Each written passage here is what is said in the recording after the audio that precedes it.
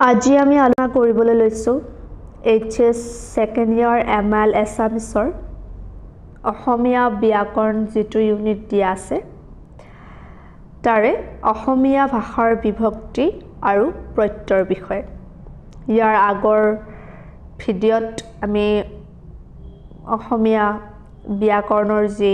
ধ্বনি শব্দ আৰু বাক্যৰ বিষয় আছিল সেয়া আলোচনা কৰিছিল আজি আমি আলোচনা কৰিম অসমীয়া ভাষাৰ বিভক্তি আৰু প্ৰত্যয় তোমালোকৰ পাঠ্যপুথিৰ পিছফালে অসমীয়া ভাষাৰ বিভক্তিৰ বিষয়ে সুন্দৰকৈ দিয়া আছে আমি তাৰ পৰাই আলোচনা কৰিম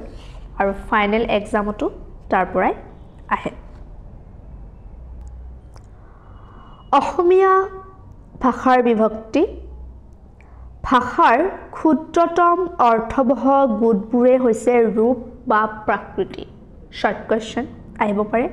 যে ভাষাৰ ক্ষুদ্ৰতম অৰ্থবহ গুণটো কি ভাষাৰ ক্ষুদ্ৰতম মানে সৰুতকৈ সৰু যেটো ভাগ সেই ভাগটোৰ অৰ্থ থাকিব লাগিব আৰু তেতিয়া আমি সেই অৰ্থ থকা ক্ষুদ্ৰ ভাগটোক ৰূপ বা প্ৰাকৃতি বুলি কওঁ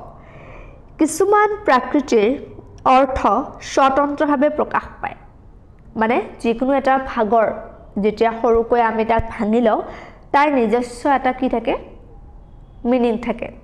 যেনে মানুহ ফুল ধান কৰ খা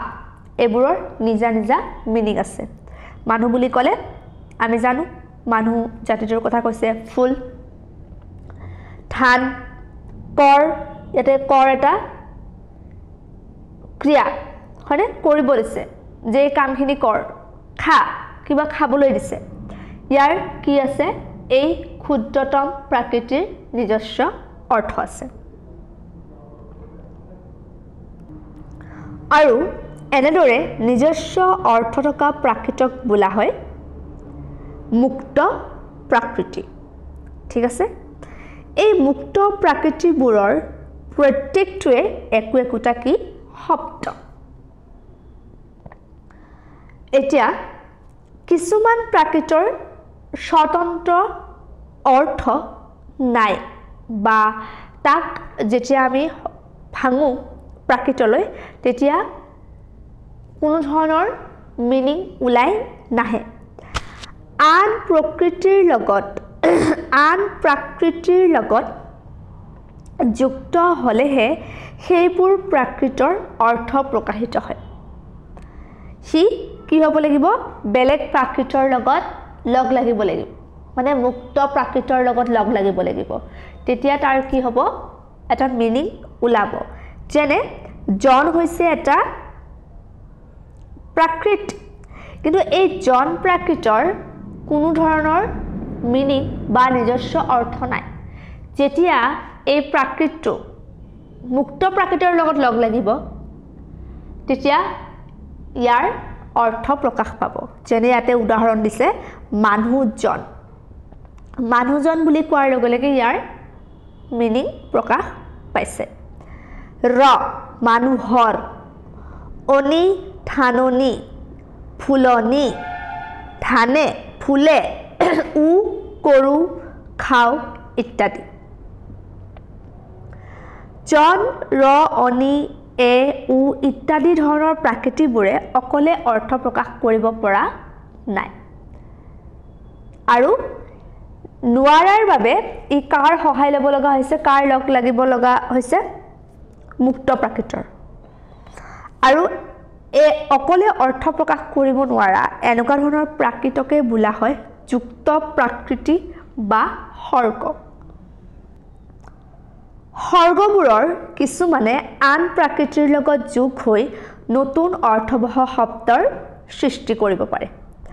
আৰু কিছুমানে শব্দৰ সাধন কৰিব নোৱাৰে কেৱল শব্দৰ ৰূপহে সলনি কৰিব পাৰে নতুন অৰ্থবহ শব্দৰ সাধন কৰিব পৰা সৰ্গক প্ৰত্যয়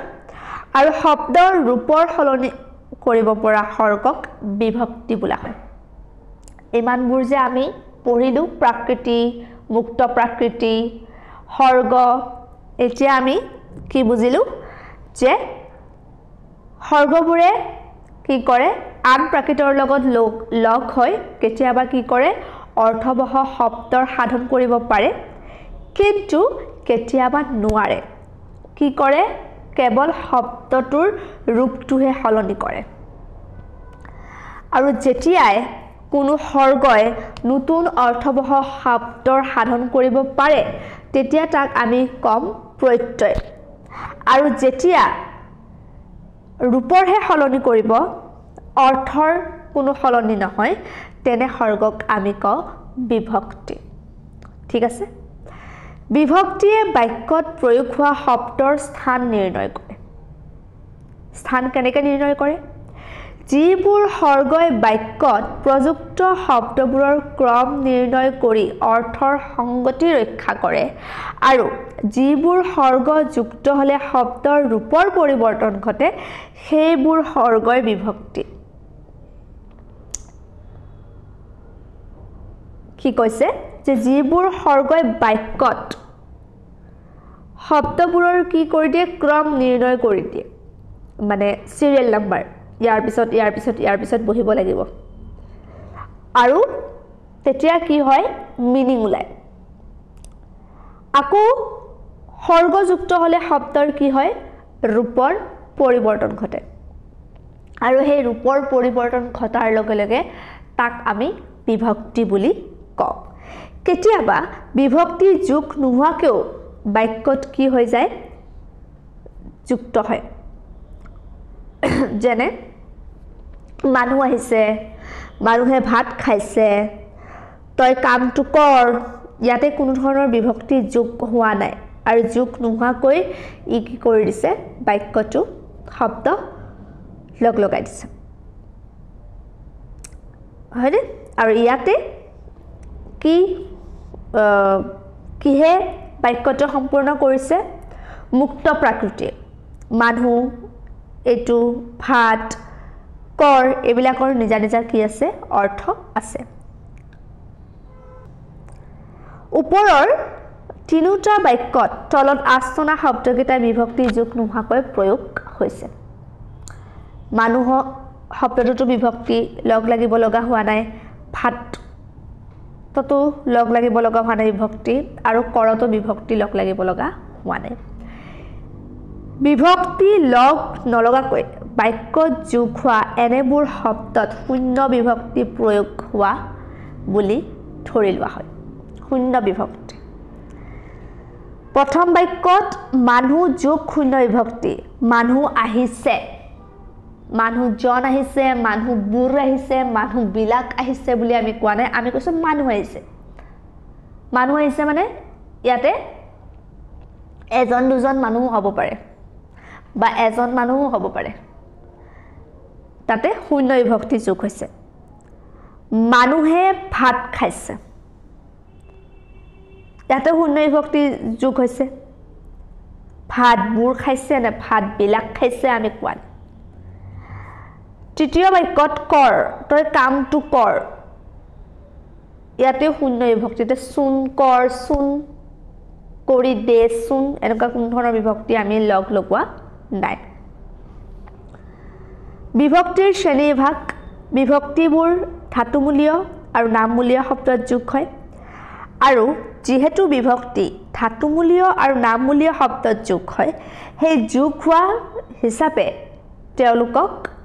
দুটা ভাগত ভাগ কৰা হয় আমাৰ অসমীয়া ভাষাত বিভক্তিক প্ৰথমটো হৈছে ক্ৰিয়া বিভক্তি বা ধাতুৰ ৰূপৰ পুৰুষবাচক বিভক্তি আৰু দ্বিতীয়টো হৈছে নাম বিভক্তি নাম বিভক্তি দুই প্ৰকাৰৰ সম্বন্ধবাচক শব্দৰ পাছত যোগ হোৱা পুৰুষবাচক বিভক্তি আৰু কাৰকবাচক বিভক্তি বা শব্দ বিভক্তি তাৰ মানে অসমীয়া ভাষাত বিভক্তি দুই প্ৰকাৰৰ ক্ৰিয়া বিভক্তি আৰু নাম বিভক্তি দুই প্ৰকাৰৰ পুৰুষবাচক বিভক্তি আৰু শব্দ বিভক্তি বা কাৰকবাচক বিভক্তি এতিয়া ক্ৰিয়া বিভক্তি বা ধাতুৰ ৰূপৰ পুৰুষবাচক বিভক্তি কি পুৰুষ অনুযায়ী ধাতুৰ পিছত যোগ হোৱা বিভক্তিবোৰে হ'ল ক্ৰিয়া বিভক্তি বা ধাতুৰ ৰূপৰ পুৰুষবাচক বিভক্তি যেনে উদাহৰণ দিছে ইয়াতে প্ৰথম পুৰুষৰ বিভক্তি অসমীয়া ভাষাত প্ৰথম পুৰুষত ধাতুৰ পিছত যোগ হোৱা বিভক্তি হৈছে দুটা বৰ্তমান আৰু অতীত কালৰ প্ৰথম পুৰুষৰ বিভক্তি উ আৰু ভৱিষ্যৎ কালৰ প্ৰথম পুৰুষৰ বিভক্তি ইম ইমটো হৈছে ভৱিষ্যৎ কালৰ আৰু উটো হৈছে অতীত কাল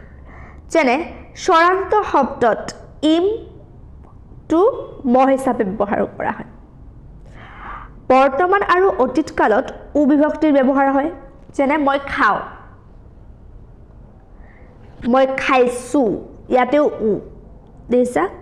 খা যোগ ইছু উ খাইছো মই খাইছিলো মই খাও বৰ্তমান আৰু অতীতত উ বিভক্তি প্ৰথম পুৰুষৰ পিছত যুক্ত হয় আৰু ভৱিষ্যৎ কালত ইম বা ম বিভক্তিৰ যুক্ত হয় প্ৰথম পুৰুষৰ পিছত যেনে মই আমি কামটো কৰিম কৰ যোগ ইম মই আমি ভাত খাম খাম যোগ ইম নেক্সট দ্বিতীয় পুৰুষৰ বিভক্তি অসমীয়া ভাষাত দ্বিতীয় পুৰুষৰ বিভক্তি দুটা ৰূপ তুচ্ছ আৰু মান্য তুচ্ছ ৰূপত ব্যৱহাৰ হোৱা ক্ৰিয়া বিভক্তি হৈছে অ আৰু ই যেনে তই তহতে সদায় কামটো কৰক কৰ যোগ অ তই তহতে কামটো কৰিছিলি কৰ যোগ ই যোগ ইল যোগ ই কৰিছিলি তই তহতে কামটো কৰিবি এটো ভৱিষ্যৎ অৰ্থত কিন্তু কৰিবি কৰ যোগ ই যোগ ই এতিয়া মান্য ৰূপত ব্যৱহৃত ক্ৰিয়া বিভক্তি হৈছে আ তুচ্ছাৰ্থত হৈছে অ আৰু ই মান্যত হৈছে আ প্ৰয়োগ কেনেকৈ হয় তুমি তোমালোকে কামটো কৰা কৰ যোগ আ আৰু তুচ্ছাৰ্থত কৰ অ তুমি তোমালোকে কামটো কৰিছা কৰ যোগ ই যোগ আ তুমি তোমালোকে কামটো কৰিছিলা এটো পাষ্ট টেন্স হৈ গল অতীত কাল হৈ গল কৰ যোগ ই যোগ ইল যোগ অ দ্বিতীয় পুৰুষৰ লগত আকৌ ভৱিষ্যৎ কালত কেনেকৈ ব্যৱহাৰ হ'ব তুমি তোমালোকে কামটো কৰিবা কৰ যোগ ই যোগ আ এতিয়া আমি চাও থাৰ্ড পাৰ্সনৰ লগত কেনেকৈ বিভক্তি হৈছে তৃতীয় পুৰুষৰ বিভক্তি যে অসমীয়া ভাষাৰ তৃতীয় পুৰুষৰ প্ৰয়োগ হোৱা ক্ৰিয়া বিভক্তি হৈছে দুটা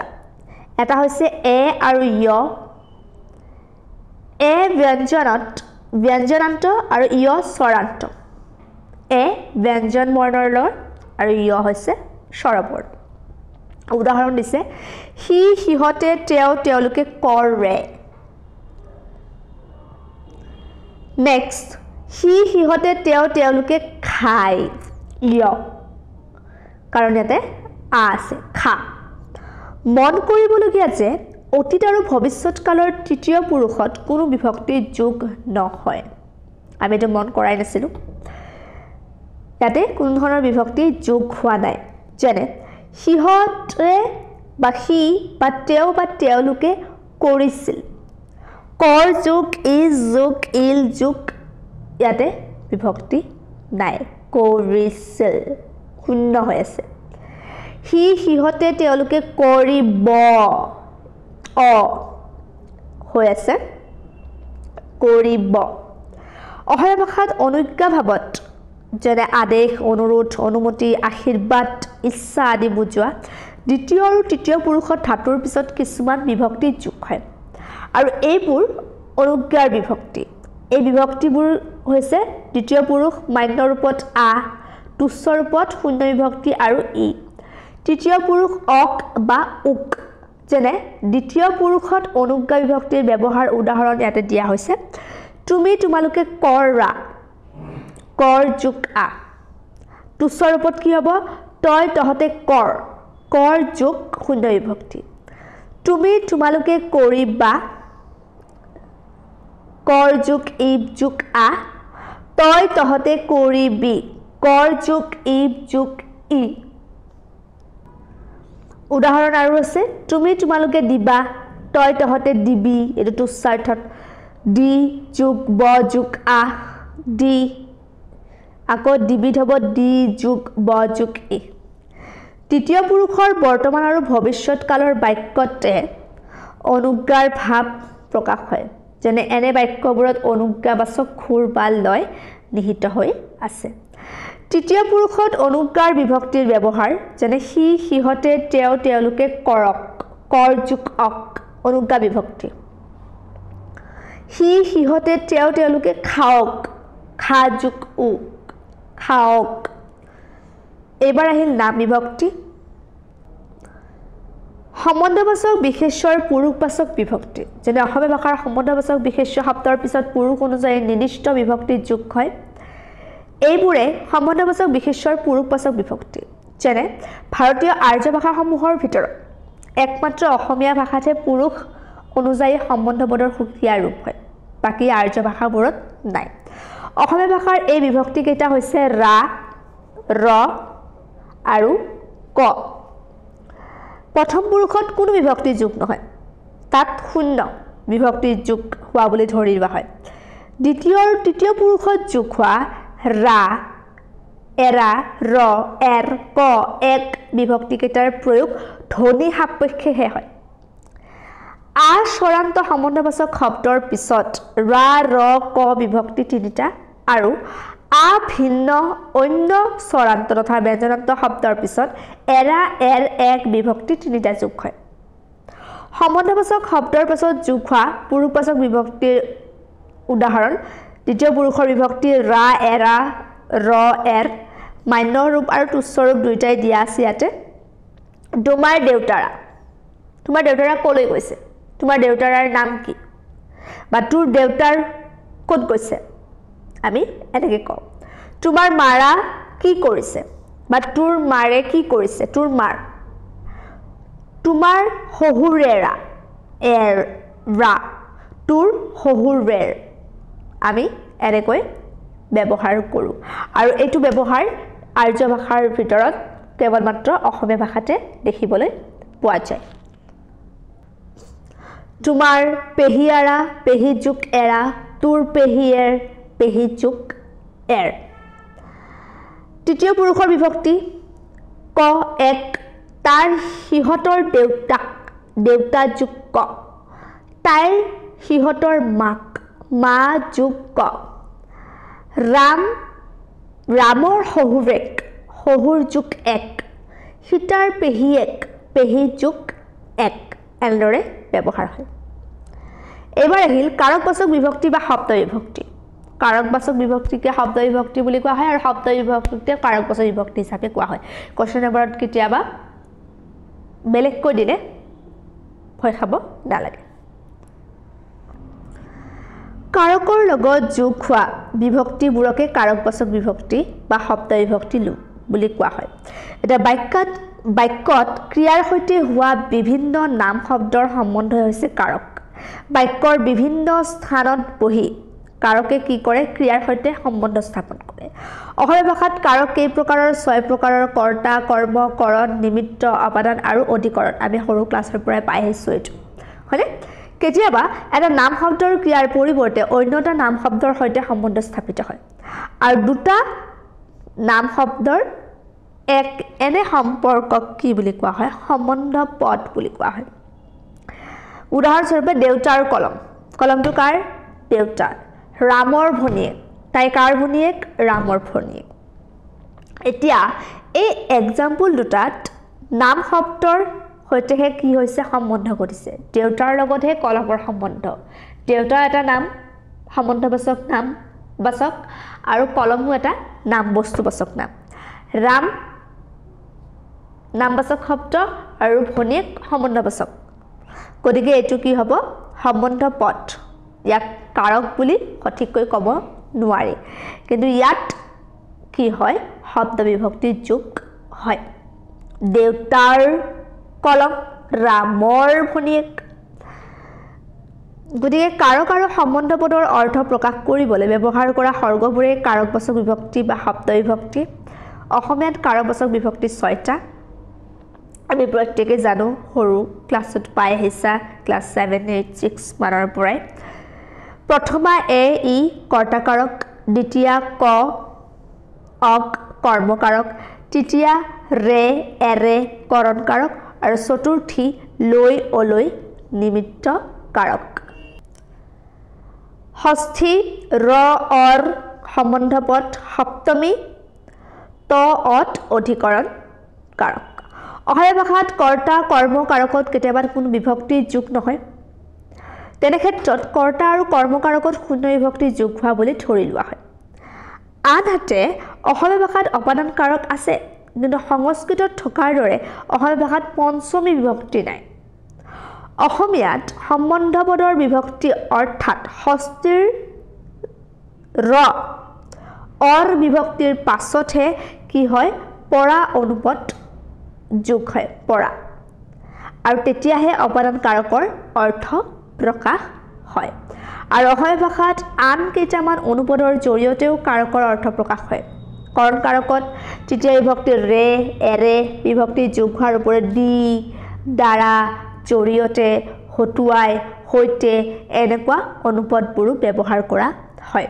এতিয়া কাৰকবাচক বিভক্তিৰ প্ৰয়োগৰ উদাহৰণ কৰ্তা কাৰক প্ৰথমতে শূন্য বিভক্তি এ আৰু ই এতিয়া যি কৰে বা যি হয় সেয়াই কৰ্তা কাৰক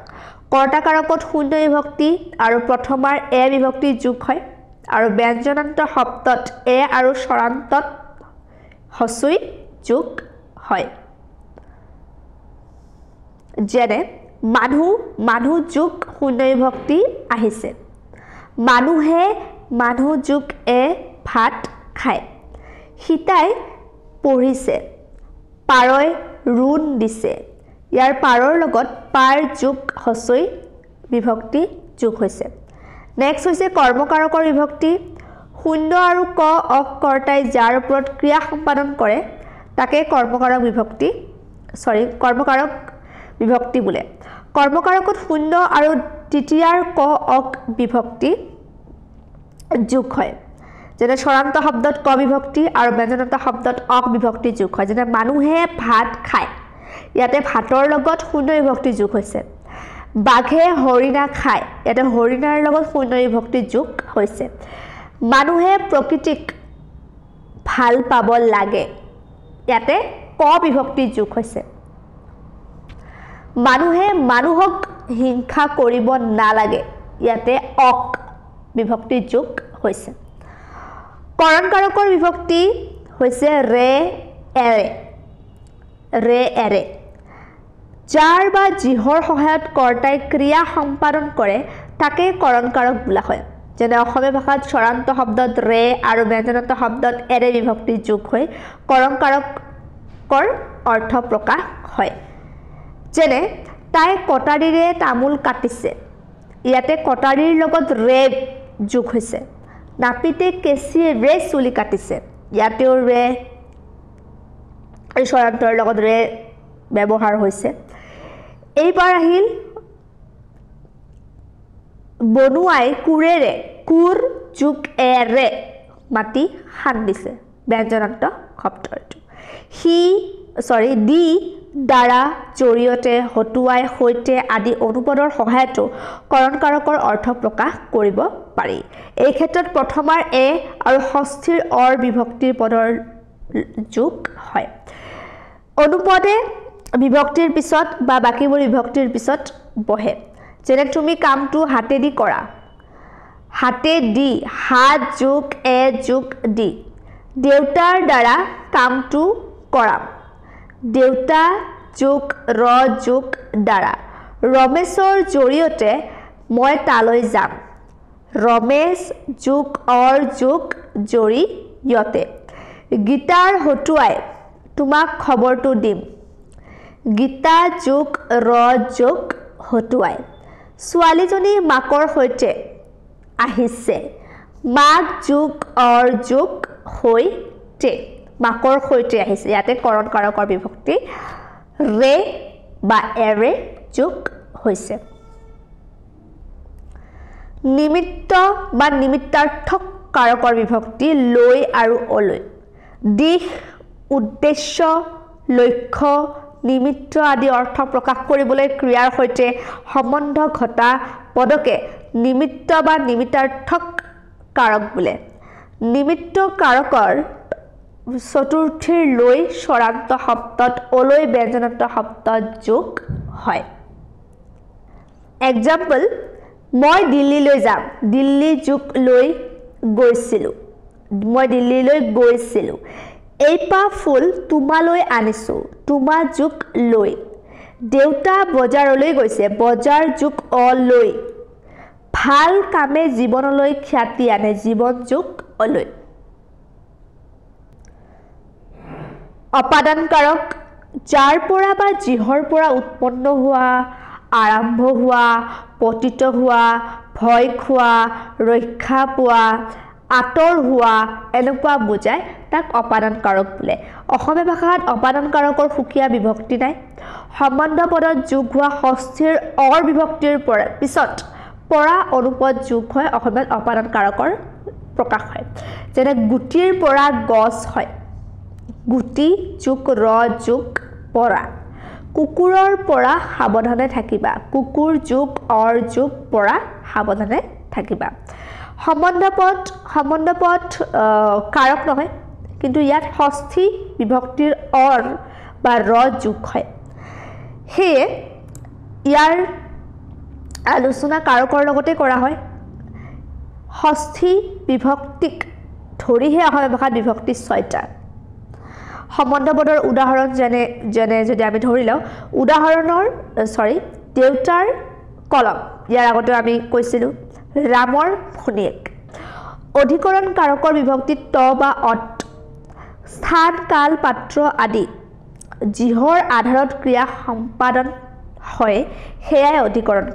অধিকৰণ কাৰকত সপ্তমীত স্বৰান্ত শব্দ আৰু অত ব্যঞ্জনান্ত শব্দ যুক্ত হয় যেনে হাবিত সাপ আছে হাবিযুক্ত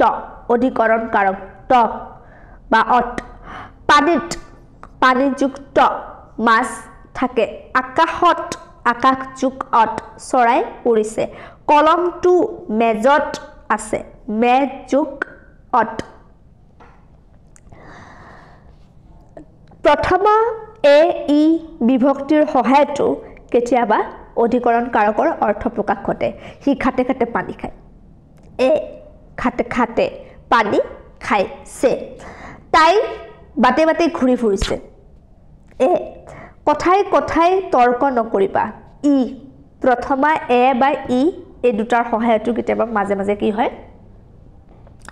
অধিকৰণ কাৰকৰ বিভক্তি হয় প্ৰকাশ হয় শব্দৰ লগত শব্দৰ সম্বন্ধগতা হিচাপে সম্বন্ধপদ বিশুদ্ধ কাৰক নহয় কিন্তু ষষ্ঠী বিভক্তি যোগ হোৱাৰ কাৰণে কাৰকৰ শিতানত সম্বন্ধপদৰো আলোচনা কৰিব লগা হয় আৰু কাৰক আৰু সম্বন্ধপদত যোগ হোৱা অসমীয়া কাৰকবাচক বিভক্তি শব্দবোৰ এনেকৈ এখন চাৰ্ট বনাই দিছে তোমালোকৰ মনত ৰখাৰ সুবিধা হ'ব কাৰক বিভক্তি আৰু বিভক্তিৰ ৰূপ স্বৰান্তত শব্দত কেনেকুৱা ৰূপ ব্যৱহাৰ হয় আৰু ব্যঞ্জনান্তত কেনেকুৱা ব্যৱহাৰ হয় কৰ্তা কাৰকত শূন্য বিভক্তি বা প্ৰথমা বিভক্তি ইয়াতে এ ই আৰু এ কৰ্মকাৰকত শূন্য বিভক্তি হয় আকৌ দ্বিতীয় বিভক্তি ক আৰু অক থাকে কৰণত তৃতীয় বিভক্তি ব্যৱহাৰ হয় স্বৰান্তত ৰে আৰু ব্যঞ্জনান্তত এৰে নিমিত্ত কাৰকত চতুৰ্থী বিভক্তি ব্যৱহাৰ হয় স্বৰান্তত লৈ আৰু ব্যঞ্জনান্তত অলৈ অপাদান ইয়াতে নাই আমি অপাদানক সম্বন্ধ পদত পঢ়িছো হয়নে গতিকে ই কি হয় ৰৰ পিছতহে ই লাগিব পাৰে পৰা গতিকে ইয়াক আমি চাৰ্টত মেনশ্যন কৰিব নোৱাৰো সম্বন্ধ পদ ষষ্ঠী ৰ আৰু অৰ অধিকৰণ সপ্তমীত আৰু অত এইখিনি হৈছে অসমীয়া ভাষাৰ বিভক্তিৰ আলোচনা